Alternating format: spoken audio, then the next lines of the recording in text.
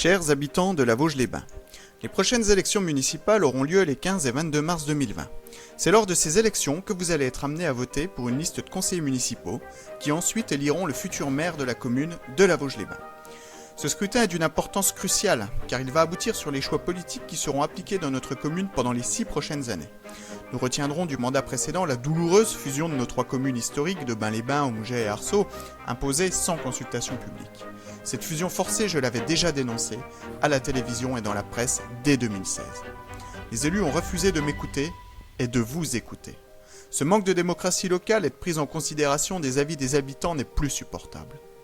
C'est pourquoi j'ai décidé, au printemps 2019, de vous demander votre avis au travers d'un grand sondage municipal qui traitait un large éventail de sujets.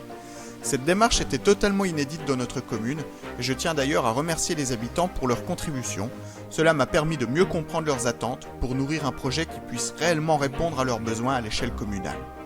Notre commune nouvelle, dont le nom vient polluer l'identité de la ville thermale de Bains-les-Bains, mais aussi des villages d'Arceaux et Aumouget, a été génératrice d'inégalités et de perte de pouvoir et d'autonomie pour ces derniers. Avoir cédé aux sirènes de la loi NOTRe pour de simples calculs financiers à court terme était une folie. Nous ne pourrons plus revenir en arrière, mais il est possible de faire évoluer positivement nos villages. Le maintien des mairies annexes de Aumouget et Arceaux est une nécessité. La mutualisation des services de la mairie ne doit plus se faire au détriment de nos communes historiques. Et enfin, les habitants devront dorénavant être consultés pour tout projet de cette envergure. L'évolution de notre municipalité devra aussi passer par l'amélioration du cadre de vie.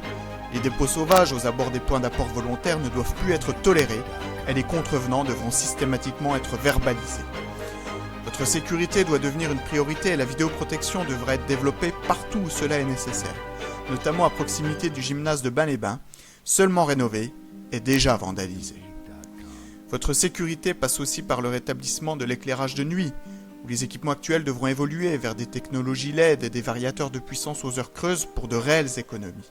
L'extinction de nos lampadaires la nuit était une aberration, tant sur le plan énergétique que sur la mise en danger des piétons qui déambulent dans nos rues.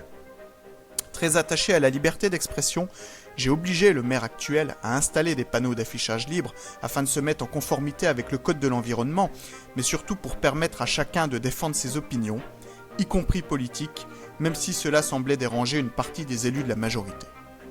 Le commerce de proximité doit également être développé. Cela peut passer par un rachat par la mairie des cellules et bâtiments vides afin de les rénover et les louer à des tarifs attractifs. La question de l'évolution des friches industrielles présentes sur notre commune ne doit plus être un tabou. Certaines pourraient être rachetées et reconverties en lieux culturels. Et puisque la culture contribue aussi au rayonnement de notre territoire, la municipalité doit mieux accompagner financièrement les associations afin de les faire monter en gamme dans leur programmation. Enfin, je souhaite terminer par un sujet important. Les économies ne doivent pas être réalisées sur le dos de nos anciens.